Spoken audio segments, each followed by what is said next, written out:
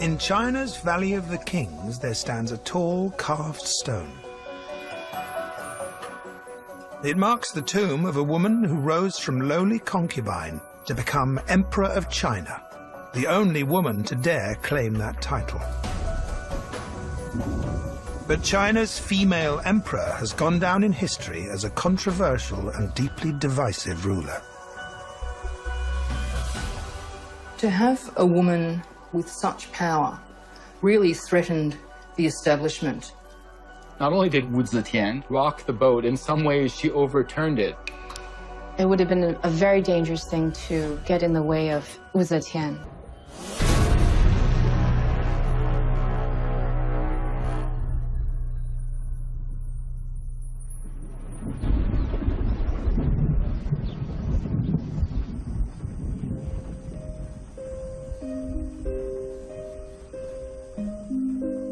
The only female emperor in China's 2,000 years of imperial history was named Wu Zetian, Wu the Celestial.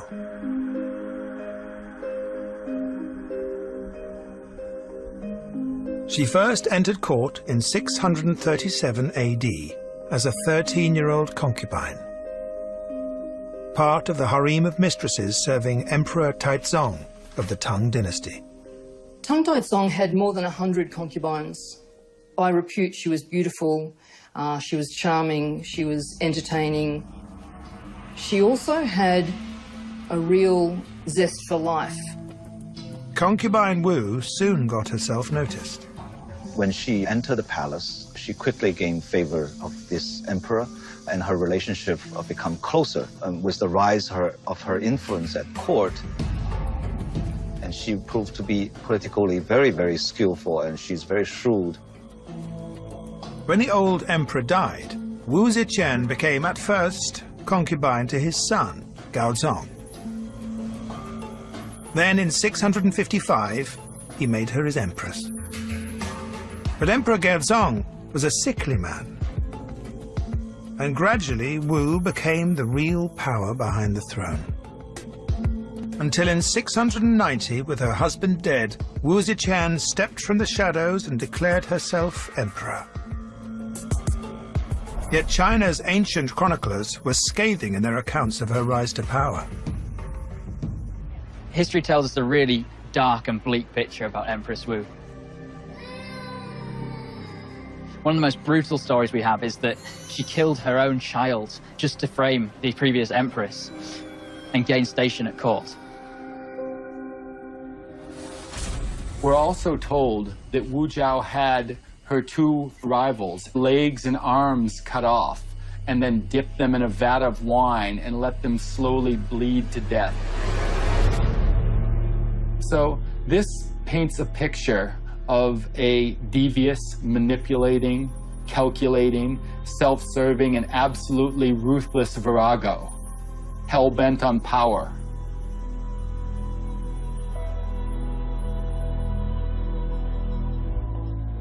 Even after she claimed the throne, we're told Wu Zetian was ruthless in her reign. This is the tomb of Wu Zetian's second son, Li Xian. He was a threat to his mother. Li Xian was accused of treason, and he was exiled to the most remote corner of the Chinese Empire, locked in a room and forced to commit suicide by poisoning. So this is a mother killing her own son so that she can hold on to power. Wu Zetian led China for nearly 50 years. According to legend, she was a tyrant whose reign brought disaster to the empire.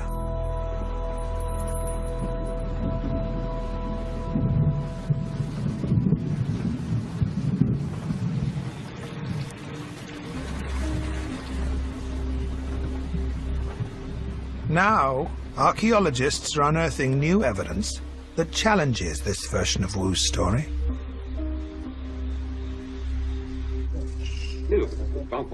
Professor Zhong Zhanlin is the world's leading archaeologist of the Tang era. 唐王朝时期遗留下来的这个历史文献也是非常多的，但是我们通过考古的发现呢，能够更加的丰富，对我们对也是和武则天，特别是提供了很多这个丰富的资料，比如说，这个了解唐代历史的这样一批资料。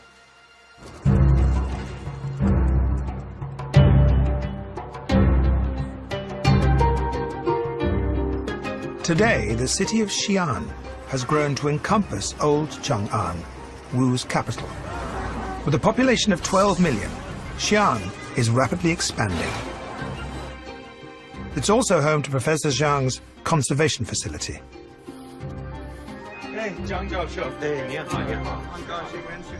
Historian Dr. Harry Rothschild has heard about some intriguing recent finds that date to Wu's reign. Whoa. It's amazing seeing all these Tang artifacts. I've been studying Wu Zetian, for 17 years. And finally, here we are at ground zero. You know, you can sense her everywhere here in Chang'an. The figurines show life in Wu's capital. The musicians, traders and nobles buried with the dead to ensure a comfortable afterlife. But there's also something unexpected here. A first clue to what Wu's China was really like. 看到这个骑马的一位妇女，这也表明了这个在这个时期啊，妇女在社会上的自由度比较大的一个。我们可以看看这个唐代的这个仕女，刚才我们看了一段穿女装的，那么我们可以看到这个唐代的妇女还有一种非常流行的时尚，就是穿男人的衣服。因为女子啊，当时在社会中啊，她可以像男子一样，可以随便的出来活动，比如说骑马呀、打猎呀、出去游玩呐，都可以的。武则天的时候啊，这个妇女的地位得到了空前的提高，比以前要高得多，所以他们的这个活动呀和他们的言论啊，自由度更大。So we're looking at an unprecedented boost for the position of women. You're talking about a female emperor here, after all, and so that translated directly into sort of greater opportunity and greater freedom for women in the late 7th and early 8th century.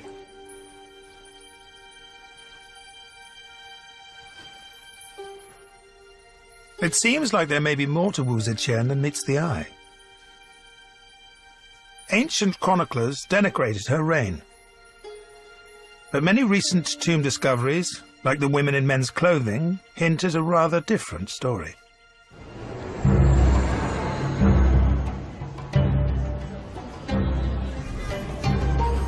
Professor Tonya Eckfeld is an expert on Tang-era tombs.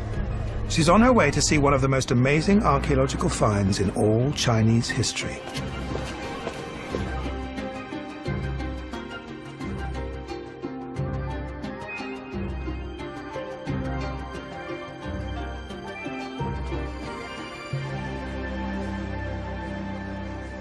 It's amazing. It's even more fantastic than I thought it would be. This is the fabled phoenix crown of ancient China. A long-lost treasure from the Tang era, written about in ancient texts but never seen until now. This priceless headdress is held under lock and key and can only be viewed by special appointment. Tonya believes it is a vital clue to the truth about Wu Zetian's China.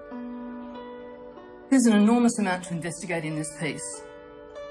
Looking closely, the metalwork is filigree and there's a lot of granulation. Granulation consists of tiny little beads of gold. The whole crown is like a peacock displaying its tail. There are very, very fine flowers made of mother of pearl and pearl. There are even fine bunches of grapes made of Chinese glass. So really what we see here is something cosmopolitan and something rich, something fashionable, full of luxury items, not only in the making of it, but also in the imagery involved. Professor Zhang's team found the phoenix crown in a grave that was already an exceptional find, a tomb that had never been raided. Inside was a skeleton, and on the skull, a beehive hairstyle, studded with jewels. The skeleton was of a young woman named Li Chui, a minor descendant of the Tang royal family. For 18 months, the team carefully picked out every single jewel and stone, slowly piecing together the headdress to reveal its true glory. But when they used X-ray chromatography to discover where the different jewels and stones came from, they were in for a surprise. The headdress has carnelian from Uzbekistan, 2,900 miles to the west of Chang'an, garnet from India, 3,000 miles southwest, amber from Iran, 4,000 miles away, and ivory from Sri Lanka, 4,500 miles from Wu's capital. The crown gives us clues about Wu Zetian's society. Life was rich. There was a lot of luxury. It was a real high point in the arts. What we can see here is the embodiment of all of the wealth and all of the treasure that the Tang court could attract.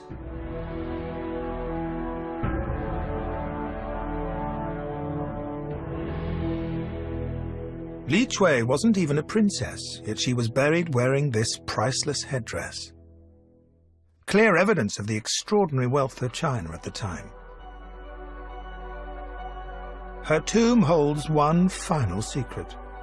She was buried with a jade silkworm in her hand. Another clue that reveals Wu's ambitions to make her China the wealthiest empire in the world.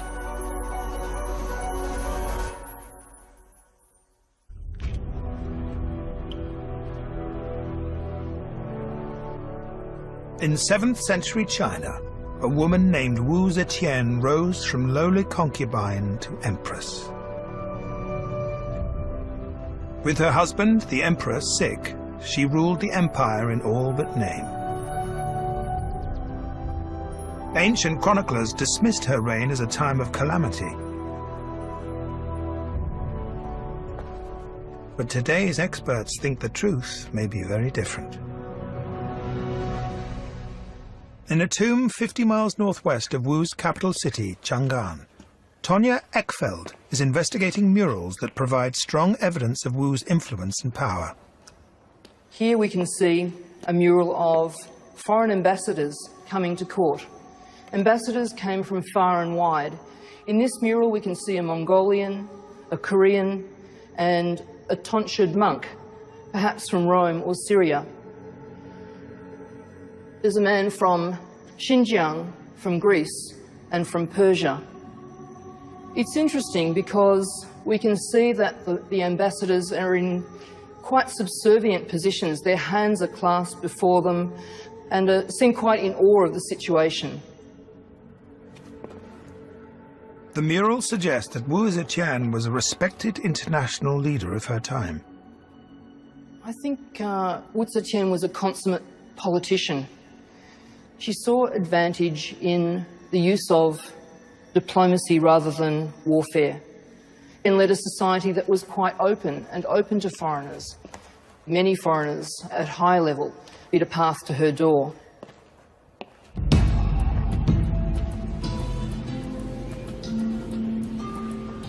Recent research suggests that there were 25,000 foreigners living in Wu's Chang'an. Many were traders, and more than anything, they were after one Chinese product.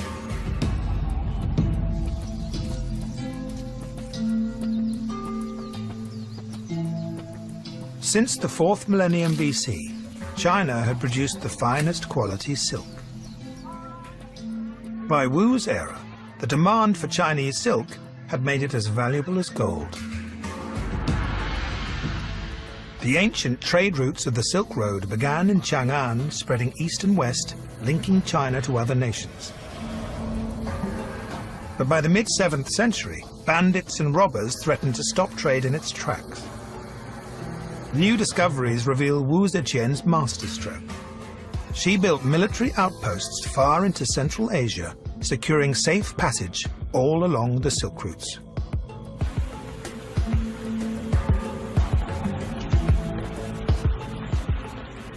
Harry Rothschild has come to the very start of the Silk Road in Chang'an to find the latest archaeological evidence of trade in Wu's capital.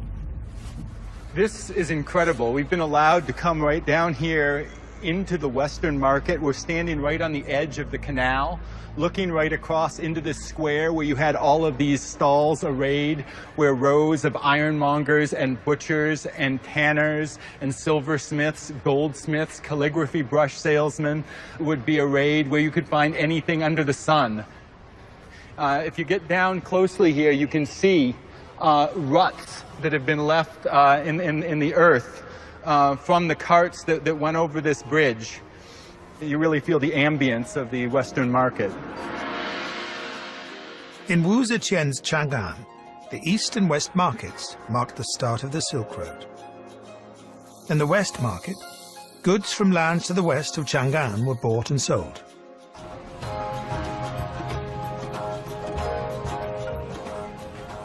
Silk Road trade not only made Wu's empire wealthy, it brought so many foreigners to China that her capital became one of the first truly cosmopolitan cities in the world. People from all across the world traveled to Chang'an, and many chose to stay. And this multicultural influence can still be felt in present-day Xi'an. We are walking along the Hui Street, the Chinese Muslim street, in the very heart of old Tang Chang'an. It is bustling, it is vibrant, it is full of energy, as you see by the milling bustle going on behind me now. I think these are sugared figs or dried figs here. These came from along the Silk Road from Persia. So this is a kind of wheat kernel candy, and he's pulling this taffy. And then afterwards, they'll take the taffy and they'll roll it out with pumpkin seeds or with sesame seeds, and then turn it into this hard candy. The sesame came from Persia and the Middle East along the Silk Road. So this is sort of the fruit of something that was trafficked 1,300 years ago during Wu Zetian's time. Good? Yeah, it is good. I think in terms of the multiculturalism, the vibrance, the bustle, the energy, just the constant commercial buzz, you have a great sense of what was going on during the Tang.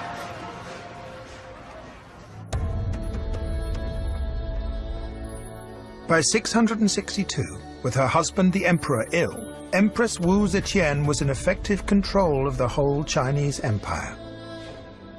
Trade had brought wealth and luxury, evident from the valuable artifacts that have been found, and Wu wanted to flaunt this to the rest of the world.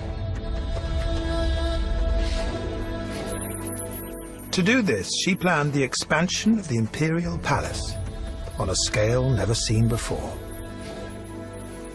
When archaeologists first uncovered the foundations, they were amazed by what they found.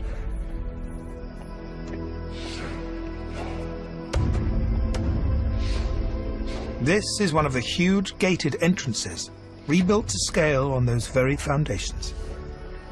This is Danfeng Gate, the southern gate of Daming Palace. Just looking up at it, it conjures a sense of awe.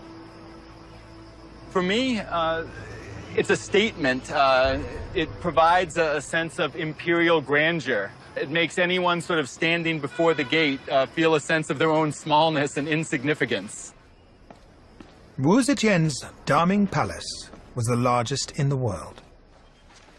Completed in just 3 years, the scale of the complex outshone anything anyone had ever seen. Look at the size of Daming Palace.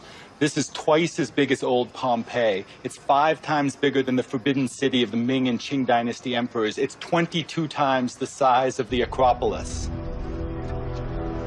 The scope, the grandeur, it's absolutely staggering. You can read about it, but you don't really appreciate that magnitude until you step out on this balcony and you look out at this vista. There are archery grounds, there are polo grounds, cockfighting arenas, places for drama troupes to practice, and that's just the beginning. There are 3 or 4 more palaces beyond that.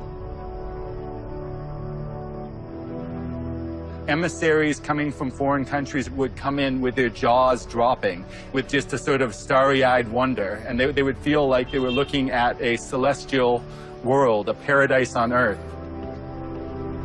I do think it was about imposing her power with the majesty and size of Daming Palace. It's becoming clear that Wu Zetian made China a global superpower. She was at the center of a web of trade, wealth and political influence that stretched from Japan to the Mediterranean and from Korea to India. Before her reign, China had been ruled by an aristocratic male elite. To overturn this tradition and survive in a man's world, Wu Zetian would have to break all the rules.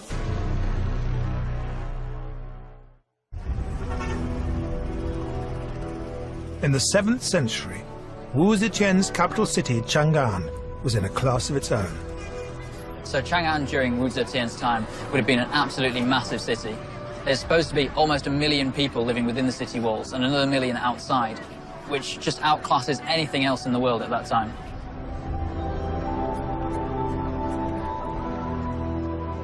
Jonathan Dugdale from Birmingham University thinks he knows one reason for Wu Zetian's remarkable success. She would win the support of the common people through the reinvigorated religion that was sweeping China, Buddhism. Wu Zetian realized patronizing Buddhism was a great way to please the people. And what better way than building new temples and pagodas? So one of the main ones she built was this one right behind us, the Great Wild Goose Pagoda. The Great Goose Pagoda was originally built in 652. As someone who studied pagodas for a long time, this is particularly awesome. The pagoda was an important temple housing sacred Buddhist writings. But just 50 years after it was built, it was destroyed in an earthquake.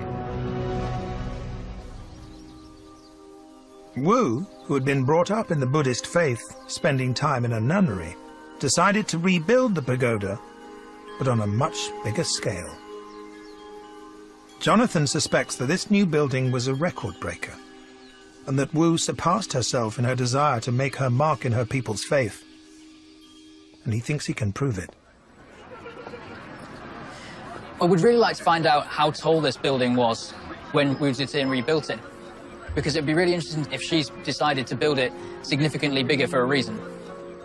1, 2, 3, 4, 5. But first, he has a problem to solve. 9, 10, 11. Wu Zetian's pagoda was partially damaged by a second earthquake. 42, 43, 44, 45, 46. The top 3 floors toppled. 49, 50. So Jonathan has to work out how high her structure would have been with the missing floors. 58. Onwards and upwards. 1, 2. Okay, so that's 40 steps to that one. And that puts us on the 4th floor now. 35, 36, 37, 38. 1, 2, 3. He's found a pattern in the number of steps. In previous floors, we've gone from 43 to 40 to 38 to 37. So if the next floor is either 37 or 36, we can make an accurate calculation. 34, 35, 36, 37. This is good. We're still decreasing, so this is good. We might be able to do something. Last one. 31, 32. Let's do the maths, people. 99. By working out the pattern and height of the steps per story, 166.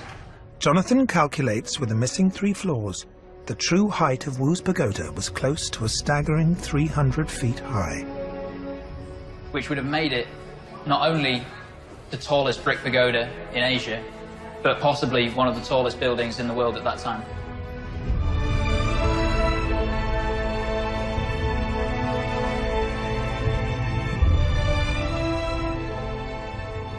It would have been like nothing else that anyone had seen before.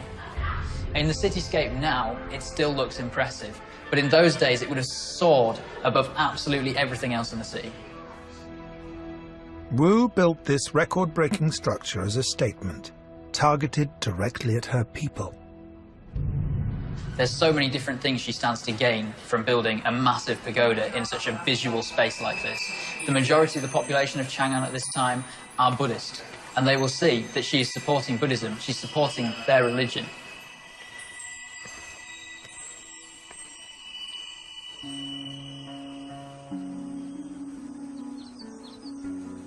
Wu Zetian ordered the building of new Buddhist temples in every town in her empire. creating allies among the common people of China. And she didn't stop there. 250 miles east of Chang'an in Hunan province are the Lungmen Grotto Caves. Historian Lu Yang thinks they may be key to understanding Wu's power. This is a sacred place for Buddhist religion, and pilgrims have been coming here for centuries. But I have been told there is a connection that links Empress Wu directly to that faith.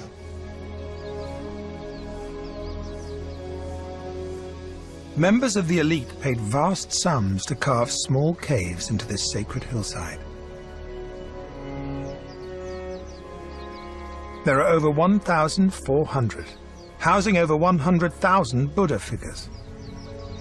The smallest is just an inch tall. The biggest is an imposing 57 feet high, commissioned by Wu Zetian herself, and it has a story to tell.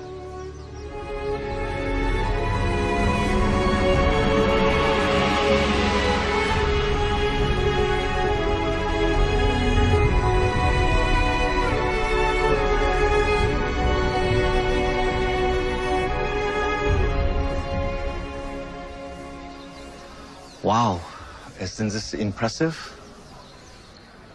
What a view. It is gigantic. The official name of this Buddha is Vairocana, which is the radiant Buddha of a great sun. This is basically a universal Buddha, symbolize the power and dominance of this religion.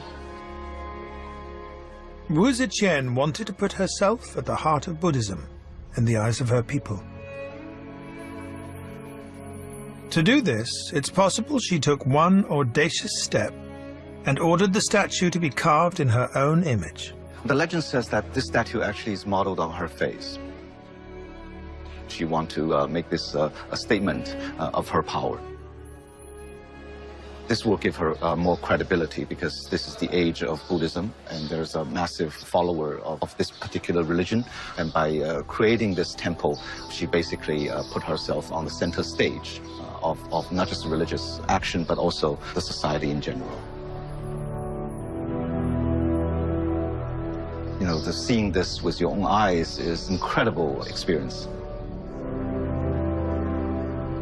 This is so impressive to me, and I think she got what she wanted.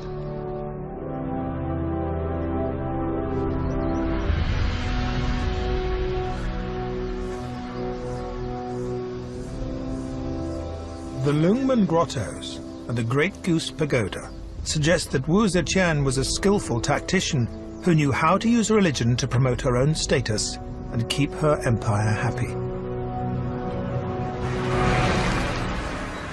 And upriver from the giant Buddha, a series of very recent archaeological discoveries reveal another of the secrets of her success. Wow, this is spectacular. Here in Luoyang, Professor Wang Ju and his team have been excavating giant granaries designed for storing rice. 这个是目前发现最大的那个。不是，这个是比较小的。比较小的。 Inscriptions enable the team to date each granary precisely. 我看那个这个砖，就是那个上面有明砖，记录上面的年号，很多都是武则天时代的。对对，这个就是武则天时代的这个同天2年的这个明砖，这个仓叫仓城最盛的时期，就是它最鼎盛时期就是武则天。就是武则天，包括玄宗时期。Wu Zetian ordered rice from eastern China to be brought here by canal, stockpiled in these vast grain stores, then redistributed in times of need. 谭家仓当时武后，他的首都就建在洛阳。当时他称帝了以后，他改国号为周了，大周。所以说这个就是他首都的地方。他这个粮仓当时全国是最重要的一个粮仓，包括长安，长安的粮食全靠在这个粮仓往那边转。 During the early 7th century, China suffered prolonged droughts, leading to famines. But under Wu Zetian, improvements to the rice store's design were to prove invaluable. 他有一套，因为他这个防潮技术，他这个就是结合古人的这个一直沿用的这个技术，他在这个时期他已经隋代的粮食，他一直在这个仓窖里头放到唐代，还有遗存，说明他这个储粮技术非常的先进，能存几年十几年那都没问题。一共有多少那个仓窖？现在我们确定的现在有287个，但是就是根据他这边没钻探的，大致应该有500-600个。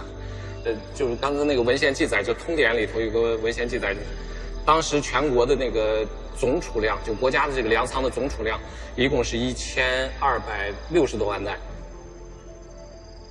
Wow, the massive scale of this granary really testify the power and the capability of Empress Wu's regime, and she is a very capable ruler. The grain kept here can last for many years. So this is not just contributed to the stability of her regime, but also for the future of Tang Dynasty as well. Archaeology is revealing that Wu Zetian was an efficient administrator who ensured her people and her soldiers were always fed.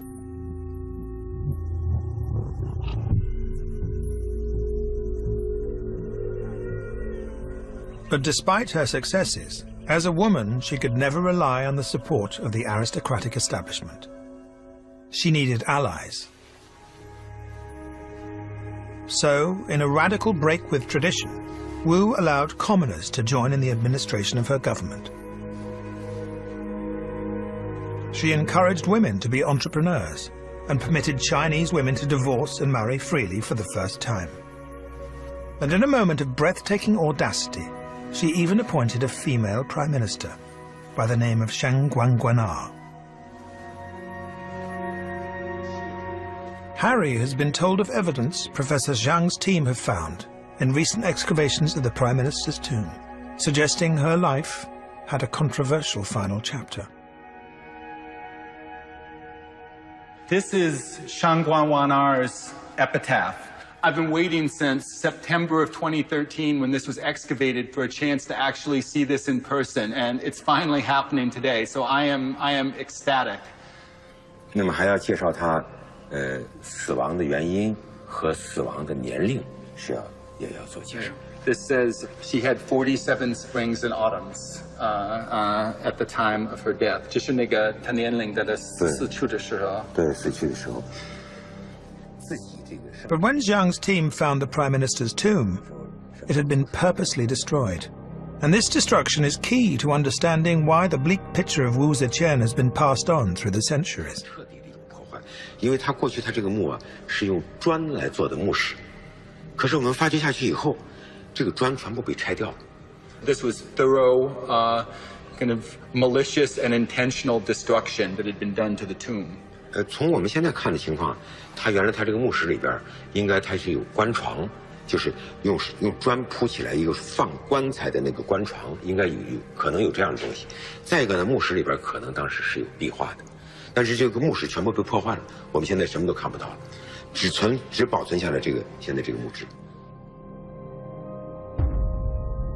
Shang Guangguanar's tomb had been dismantled by order of Emperor Shuizun, Wu Zetian's successor. Harry believes there is a direct link between this destruction and the chronicles that tell of Wu's evil and incompetence. Now that I know that Shang Guangguanar's grave was dismantled, this is part of an intentional process, an intentional destruction of vestiges of female power during the late 7th and early 8th century. The Confucian patriarchy striking back and re-establishing normative power.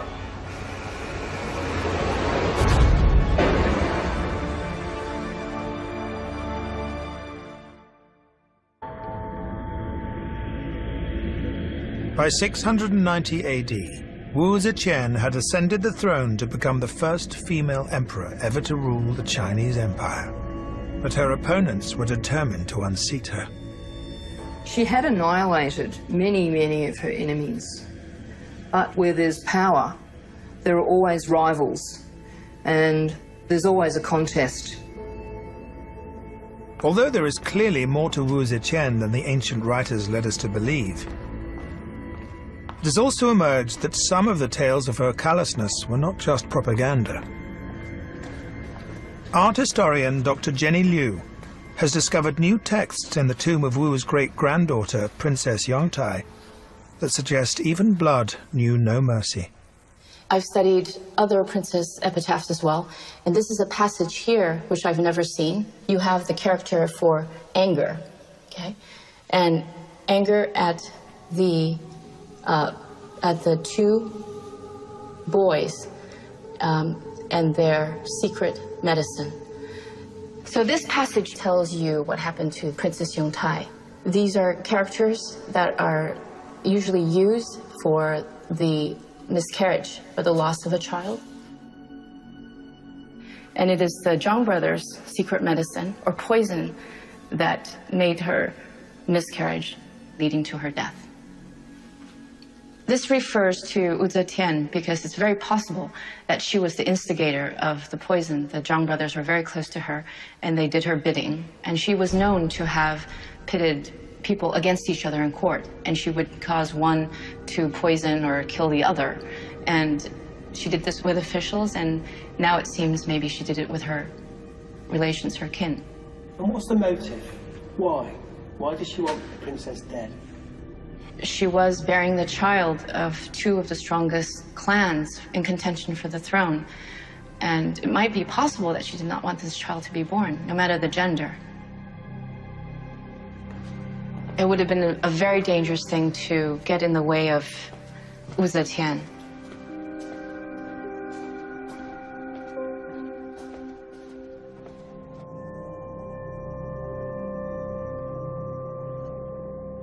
As Emperor of China, Wu Zetian had successfully fought off all rivals to hold on to power. But the fight had been bloody. Wu Zetian became incredibly ruthless. She had hundreds of members of the ruling family executed. The violence and reign of terror, you could say, was extreme. But she was not without a conscience. She was very troubled by what she'd done.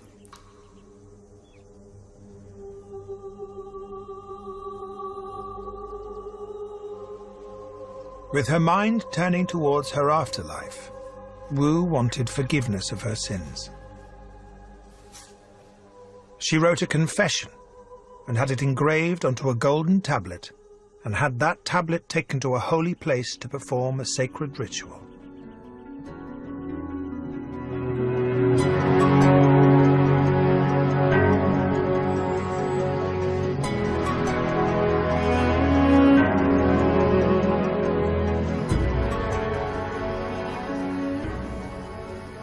So here we are on Mount Song.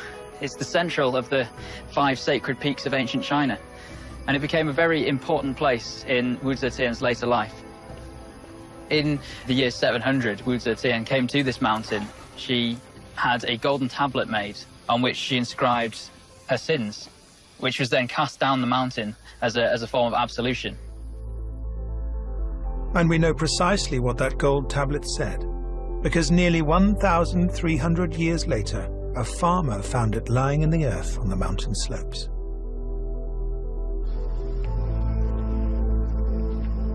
Its inscription was short, but its message profound.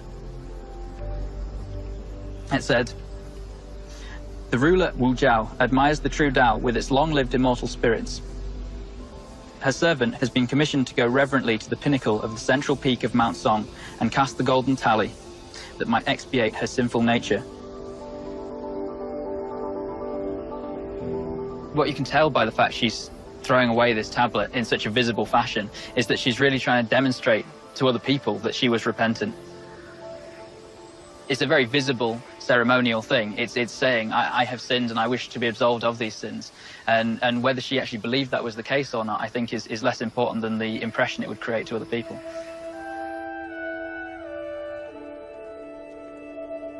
The end of Wu Zetian's reign would become fraught with scheming and rebellion among the male nobility at her court.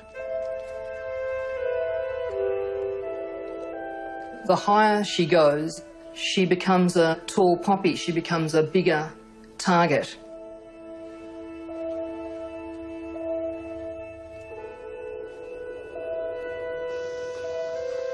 Jonathan has come to a remote location in the foothills of Mount Sung that Wu retreated to in her last years. It's awesome. I've wanted to come here for a long time. This is quite special. But this is the Songyue Pagoda. It's important in Wu Zetian's life because she used to come here to worship. It's 1,500 years old. Not only is it still standing, it still looks...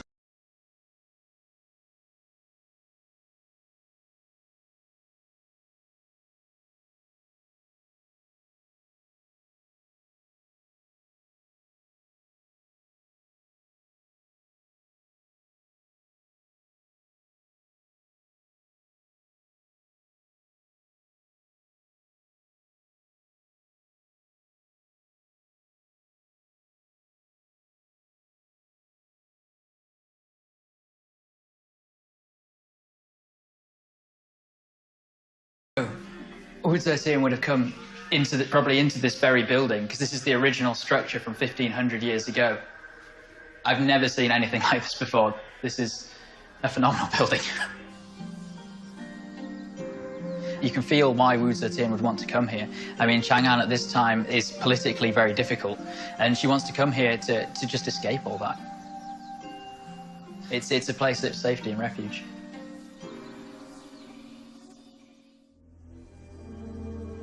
Throughout her life, Wu Zetian had shattered Confucian tradition, rising from a lowly concubine to become the only female emperor of China. She had achieved much. She made China a better place for women, the empire wealthy and peaceful, her capital city vibrant and cosmopolitan, and her population fed and free to practice their religions. But the male establishment was closing in, and the she-emperor was too old to fight back. When Wu Zetian's rule came to an end, she was 80. In effect, she wasn't usurped. She abdicated. So she was still maintaining her own sense of control.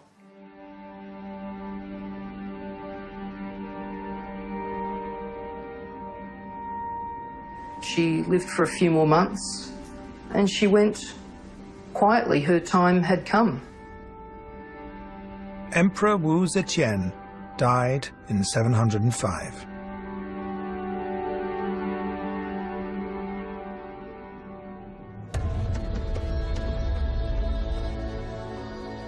This is Changling, the Tang Dynasty Mausoleum Complex, her final resting place. She's buried in a secret chamber deep inside the mountain alongside the emperor she succeeded, her husband, Gao Zong. We're on the spiritual path, walking toward Wu Zetian's tomb. It's impressive, it's daunting, it's powerful. The area that it covers is almost the same as the Daming Palace, so it's a huge area. The path to Wu Zetian's tomb is protected by imperial bodyguards and sculptures to ward off evil spirits. Beside the gateway entrance are two sets of foreign emissaries lined up to pay homage. Being here is a really awesome experience. It's so impressive. Wu Zetian may have held power for more than half a century, but in this place, really, her spirit and her sense of majesty and authority and power has lived on for many centuries.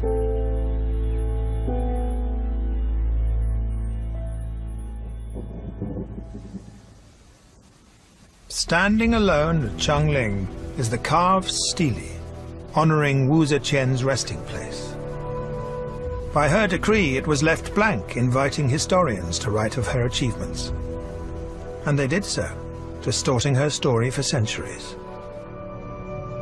But having discovered more about her life, what would today's experts now carve upon the stone? I would write something along the lines of, she was a woman who did what she had to stay in power. She was a great leader. She had a lot of political acumen. But most of all, I'd say she was the woman that proved that in a man's world, you didn't need a man to lead it. The one word that I would put is just maverick, because of the way that she went about gaining power.